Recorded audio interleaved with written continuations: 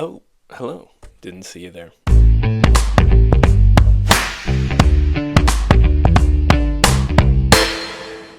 You just caught me flipping through this 6th edition Warhammer rulebook, specifically the armies section, toward the, well, really middle, I was going to say back, but, and reflecting on the fact that I have not yet finished my shopping guide series for alternate Warhammer fantasy miniatures. And I think it's about time I do that, because I believe the first video that I did for the Empire was done about 10 months ago, as of the time of recording, not quite a year. And we then went on to do 5 other videos. This is the 7th in the series. We did Bretonnians after the Empire, and then I'll mix up the order, but we then moved into Undead. Orcs and Goblins did get their own video. Dwarves, surprisingly, had enough content for their own video. And then Chaos, which included demons. But what that basically leaves us with is one last video, this one, to take care of all the other factions. Things like Skaven, things like Elves, Lizardmen, Ogres, which don't show up in this book, but do have some miniatures worth talking about.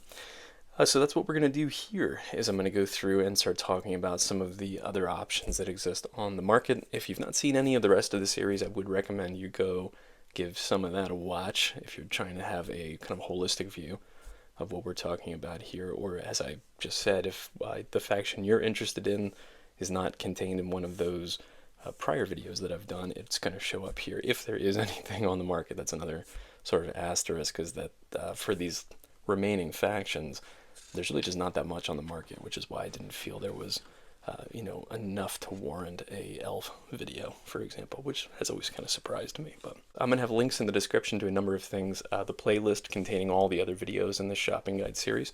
If you are curious, I'll also have links to every manufacturer that I mention here. A couple of normal disclaimers here, which is that we're talking exclusively about multi-part plastic miniatures, so nothing that is monopose, or I should clarify, because some of these are one pose, but nothing like from Reaper, right, that comes in one piece in a lot of cases.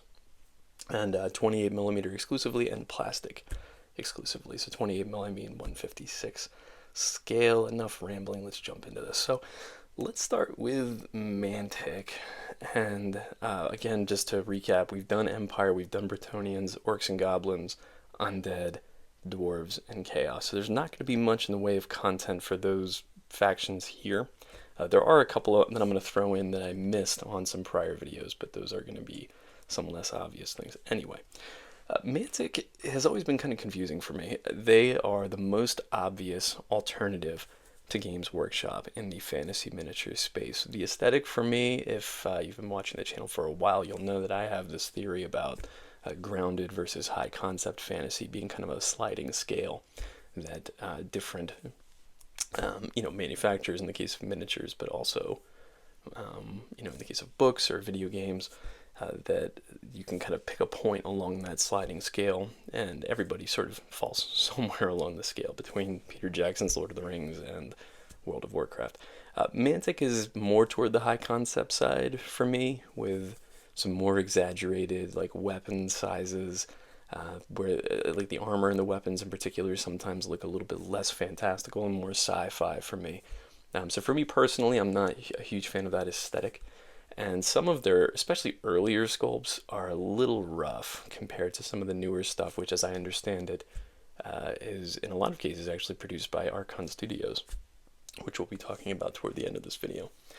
But the other thing that's weird about them, if you put aside that and don't mind the aesthetic of the miniatures, or maybe you're the kind of person that enjoys the aesthetic of the miniatures, that's totally legitimate, is their prices have been coming up over the years, which in the early days, I'm talking like 15 years ago, was like the prime reason why people would pick up Kings of War miniatures from Mantic specifically.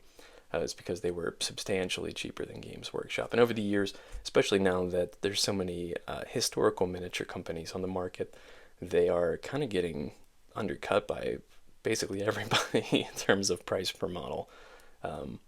So it's just interesting having seen their evolution. Their older stuff's a little bit less detailed than some of the newer things. The aesthetic isn't quite for me. And the other thing about them, other than the prices kind of increasing, is that I find the range quite confusing, and that's because they have not only a ton of factions, like more factions than show up in Warhammer Fantasy, they also create new factions out of miniatures from other factions. So you'll have like a faction like elves, a faction like lizard people, and then they'll create like a new faction that is a combination of miniatures from those two factions. So as a result, it becomes this snowballing effect where it's kind of sometimes hard to track down what miniatures they have. But I will just kind of rattle off a few here that they they have a decent ogre range now. They had one of their earlier ogre ranges, I have said before, had like kind of short legs for me. There was a proportion issue, at least for me, in terms of like my aesthetic preferences. But they've since redone them and the proportions look a lot better. Similar overall vibe, but I think that they just look more correct anatomically. So there's a couple of kits in the ogre range there, I think 4. The Northern Alliance range, which is kind of like, I mean, they live in like a frozen tundra up north, so everybody's fur clad, and I had pulled a couple of those kits in my Chaos video as like barbarian alternatives, but there's one in particular that I think that would look pretty cool for Wood Elves, and again, that's the Northern Alliance kin set. And they also have a Ratkin range. This is another thing that gets confusing about Mantic, is that they have oftentimes a lot of different kits, but they're made of lots of different materials. They have multi-part plastic, like what you would expect from a multi-part plastic set. They also have some PVC plastic sets, which we've talked before about PVC plastic and how it's not as fun to deal with. It's much more brittle and just generally less pleasant for converting purposes. They also have resin, and they also have metal. So when you look at something like their Ratkin range, I think they only actually have one plastic kit, and that's their Ratkin Warriors. Everything else that you see there is some alternate material. And as I understand it, they actually have a couple of upgrade sets to make that base Ratkin Warrior set into what they call, I think, Scurriers for like their light infantry, and then shock infantry for their heavy infantry. So that's a clever way of doing it if you want just like resin or in some cases metal upgrades for plastic miniatures. That's going to give you some options there. But it also, for me, again, confusingly, this is another layer of confusion for the Mantic range. It makes it kind of hard to see at a glance how much plastic do you have in your range for people like me who like to deal pretty much exclusively with plastic. They also have one of the most extensive elf ranges out there, both in the form of their Twilight kin, which are kind of like dark elves, and then their just general elf range, which are more high elves. Their elves, like their base elves, not dark elves, are probably some of my least favorite sculpts. They're also some of the oldest, but I just don't like the design. They look a little bit too sci-fi inspired for me. And there's some proportion issues in some cases, but as I said in their defense, it's some of the oldest miniatures that they have. But they've got quite a number, actually, of plastic sets. I think 5 plastic sets for the High Elves. I also think the Twilight can look better than the High Elves if you're trying to do a Dark Elf army. And I think there's just 2 plastic sets for those, but you could, of course, pick up some of the High Elf sets, paint them in different colors to make Dark Elves if you wanted to do something like that.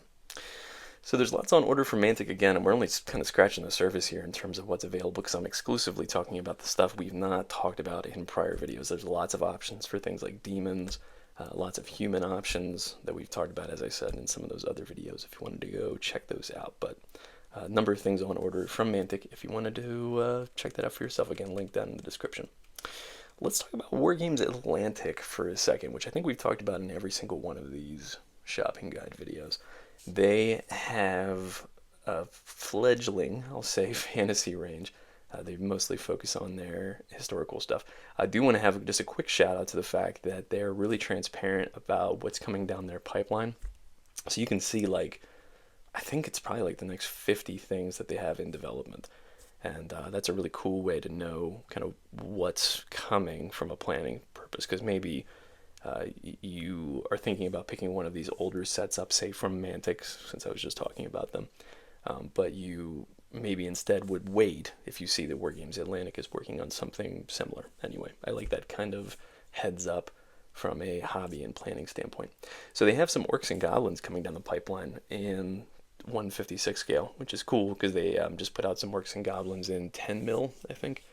And those look cool. I'm not a 10 mil guy, but it's cool to have those options on the market. And I'm excited to see kind of their interpretation of Orcs and Goblins. Again, we have a whole separate Orcs and Goblins video where we talked about like Shield Wolf miniatures. There's lots of Orcs and Goblins on the market, but it'll be interesting to see Wargames Atlantic's take on it as well. They have a Lizardman kit, which I've actually reviewed on this channel. I'll just say again, candidly, it's probably one of my least favorite Wargames Atlantic sets that I've dealt with. I talked about that in the video as well. It mostly had to do with the weapon composition, that it felt less like a fantasy set and more like a like sci-fi or a post-apocalyptic set, just based on a number of like firearm options that came within it. But the core bodies were pretty cool. So if you have either a 3D printer or access to some alternate bits, it's actually a decent like chassis of a set for you if you're trying to build up a Lizardman army. They also just recently released some satyrs, if you're a Beastman guy, that I can't remember. They had 2 Beastman boxes in the past that have since been scrubbed from the website. And I know for a fact that they were sculpted by a different company, that Wargames Atlantic was producing the miniatures on behalf of. That's not unusual for Wargames Atlantic. They've done that in the form of their like Reptilian Overlord Space Nom set is actually sculpted by Reptilian Overlords and produced by Wargames Atlantic. You can generally tell, not only because it's branded differently, it'll generally say the name of the company that they're producing stuff for. Like Footsore, they've got a couple of miniature sets for Footsore. But also the price point is almost always like $5 US more expensive than one of their regular range kits. But they used to have 2 other Beastmen boxes before I tangented there. That was my point. And those are gone. So those have been replaced with this Satyr box. And I'm eager to get my hands on it. The design isn't probably quite what I would have wanted for a Beastman set. But what interests me about them is this scale.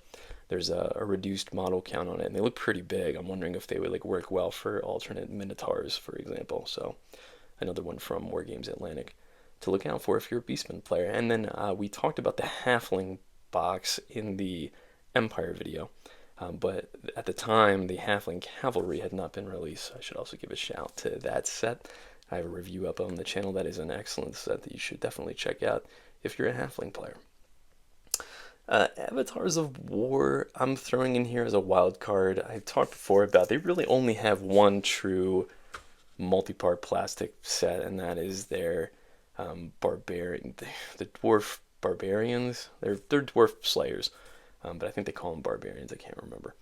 And that's a great set. We haven't reviewed that one on this channel, but it's a really strong set. And it's the only one that is HIPS plastic, like true multi-part plastic. Everything else, as I understand it, is PVC plastic.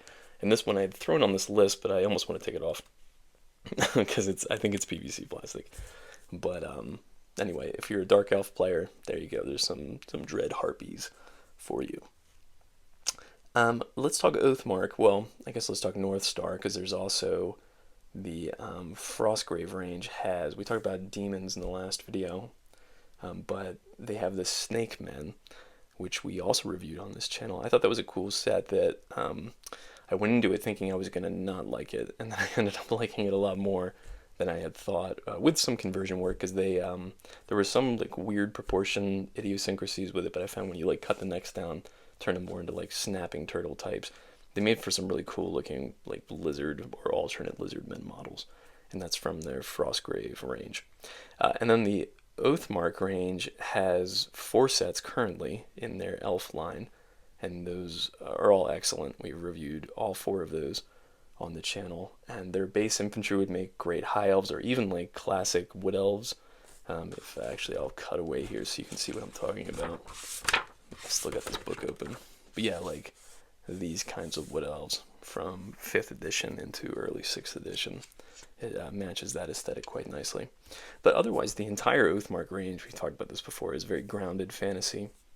So it works well for a lot of different game systems. Like Lord of the Rings jumps out at me most obviously. If you're a like old school D&D player, this is going to match that aesthetic quite well. So there's a lot you can do with stuff like this.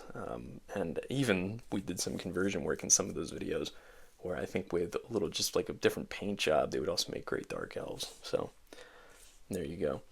Victrix, I'm going to throw back in here kind of to cover some bases that I feel I missed in the Chaos video. So they have a fantasy head and a Greek head set.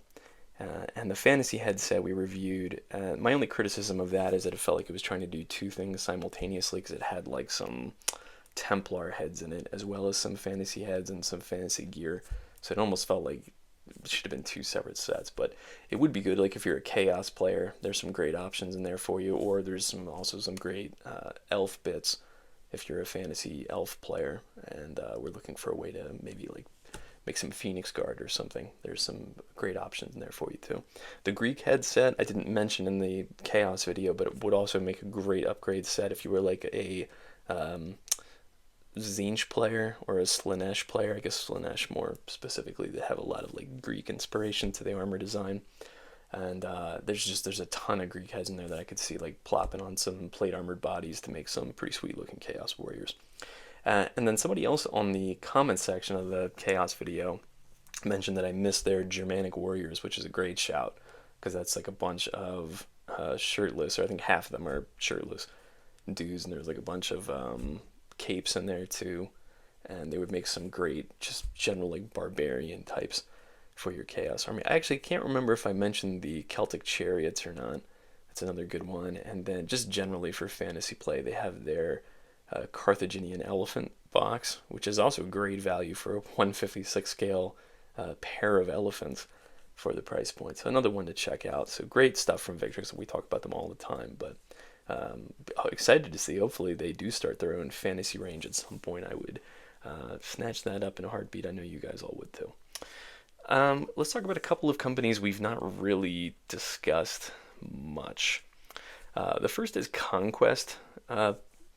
Not Conquest Games. So Conquest Games is a small manufacturer of historical miniatures. I think they have like 5 plastic sets. We reviewed one of them here.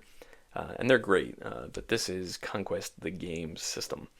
And I really don't know much about this. I know that the individual miniatures are nice. They're also large, like quite large, 32 millimeters plus in terms of eye level for a human model. So they're going to be big. One thing, I'm just going to throw up kind of a smattering of their catalog here, just for you to check out. They definitely got some cool options for lizardmen, like for like a hunting pack or something like that. There's a cool ogre kit that I saw jumped out to me. There's some minotaurs from their beastmen range. They will look cool. So anyway, I don't have a lot of experience with this range. I just know that they're also expensive per model compared to basically every other option I've presented here. So it's interesting because normally I present these as these shopping guides as a way to get away from the Games Workshop pricing specifically. Because I think, like, I've said this before too, the Warhammer aesthetic these days, or I should say the Age of Sigmar aesthetic, is not really for me. But I think a lot of people are looking elsewhere just because the price creep has gotten kind of out of control. And so Conquest is interesting because they also make beautiful models, but in terms of like price per model, it's basically the same as Games Workshop. But I have seen some really cool projects where people will use some of these miniatures in, say, a Warhammer army, like an old Hammer army, but as heroes, because they're smaller model count kits too. So if you pick up like the Chaos kit, it could make some like decent warrior heroes for your Chaos army if that's something that you wanted to do. But yeah, they've got lizardman options. I think an ogre option. I'm gonna throw one in there that's just cool looking. That I thought looked neat. It's kind of like a samurai ghost guy. Got some orcs. So anyway, you can go check their range out if you're curious. As I said, it's not so much for me just because I'm also looking for value in my armies because I like really large armies when I paint stuff up. Now let's talk about Dungeons and Lasers. This is Archon Studios. We've only looked at one Dungeons and Lasers set so far on the channel, and that was their Townsfolk. And it's a huge set. I didn't like it so much, but it had nothing to do with the finished miniatures. They are beautifully done. They do a great job with their sculpts. It was just the hassle of putting them together. And I think all of their sets are this way, where it's sort of that Games Workshop inspired shattered porcelain design, which I think for Archon has more to do with the poses that you can achieve and the way you can sometimes hide seams with that design versus say like a torso gluing onto legs and a head gluing onto that. You generally are going to have like a mold line down the side of the head. The only problem I found with that townsfolk set is that it kind of was the worst of both worlds because I still had some seams down the sides of heads. I've heard though, and this is I want to have full disclosure here. I've heard that that's an older set and that their newer ones are better, that they're better laid out. The plastic quality is better. That one was something in between like a HIPS plastic and a PVC blend in terms of the brittleness of it, which I wasn't a fan of either. But I've also heard that their larger stuff is more conducive to that sprue layout. So I've said before, I'm not going to harp on it too much. I don't like that sprue layout. I like to have like multiple options.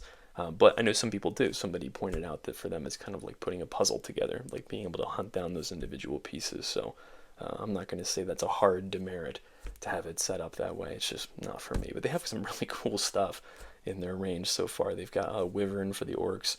They've got the Giant I really want to pick up. I think it's Pepe the Giant. There's a Demonic Tree. There's a Skeleton Crew for Undead that look just awesome. And then some Dwarven Miners, which would be great for like Mordheim or something like that. That's a small set. I think it's only like 6 models. But there's tons and tons of accessories within that set too, which would be great for unit fillers. I mentioned Mordheim, D&D, of course, which is what the Dungeons and Lasers range was really designed to supplement. So lots to check out from Archon Studios as well. I'll be keeping an eye on them. And then in terms of stuff coming down the pipeline, I mentioned that Wargames Atlantic has their orcs, which I'm quite excited for. And then the other thing I didn't mention about Northstar is that they are expanding into plastics with their Warriors of Athena line. They have some metal stuff I think that's being released shortly here to coincide with the book that just came out from Osprey. So I'm curious though, especially as, you know, I'm not a Beastmen player, but I know people who are, and they're excited to see like if there's Centaurs, Minotaurs, stuff like that, they're going to be released as part of the range. So something to pay attention to there as well. And then a couple more quick shout outs for Empire players who brought it up in the comments of that video that I had forgotten to mention the Blood and Plunder pirates. Actually, that's not fair. I learned about the Blood and Plunder range as part of that video. So talk about information sharing within the community. And that caused me in turn to reach out to Firelock Games, and they very graciously sent actually their entire range of miniatures for us to review. And those are all excellent. So if you're an Empire player, you can check out the Blood and Plunder range. That's going to provide some really nice miniatures for like your Empire militia types, if that's something that you wanted to do. And then the Berbers from Fireforge Games, I did not mention. I was mentioning like Araby inspired Empire models, and I mentioned everything except for the Berbers, which as I understand it actually are, I think it's like the same base kit as the Black Guard, which we reviewed on the channel, but I forgot to mention the Berbers, which have some like bow options and stuff like that. So another cool option if you're a Empire Araby player. And that's it. So I mentioned that there was really nothing that I felt like warranted its own video. This is just going to be like one big compilation. So this being the 7th one in this series means we're now done. Now this is interesting because like this is the kind of series where it's going to evolve over time, right? So like already I had mentioned that there's like the Halfling Cavalry video didn't exist when I did the Empire video 10 months ago. So who knows, in the next like 5 years, hopefully we have lots more fantasy options on the market. Hopefully other companies I'd mentioned like Victrix throw their hat in the ring and start doing fantasy stuff as well, because I think they do an incredible job. But that means it's very probable that, let's tentatively say like within the next 5 or so years, it's probably going to warrant coming back to redo these videos, even if it is just like a supplemental video to add on all the stuff that was missed. So maybe that's how we'll do it. Anyway, something to think about down the road. And also, I know people have been asking for some historical versions of this. There's like lots for Republican Romans from different companies. That can get kind of confusing.